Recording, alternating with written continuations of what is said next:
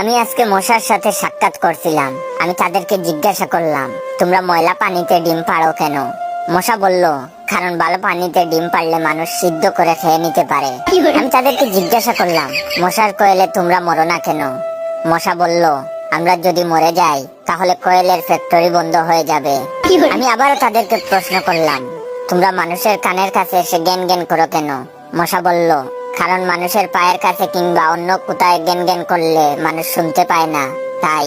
আমি তাদেরকে জিজ্ঞাসা করলাম, আমি শুনেছি পুরুষ মশারা নাকি রক্ত খায় না, তাহলে ওরা কি খায়? মশা বলল, পুরুষ মশারা শুধু বউয়ের বোকা খায়। আমি বললাম, মশারা কামড়ালে মানুষের ডেঙ্গু হয় কেন? মশা বলল, মশারা কি শুধু মানুষের রক্ত নিয়ে যাবে, ওদের কিছু দিবে না। মশারা এত স্বার্থপর নয়, তাই মানুষকে ডেঙ্গু উপহার দিয়ে যায়। মশার সাথে সাক্ষাৎ করার পর আমি মশার উপর রিসার্চ করলাম।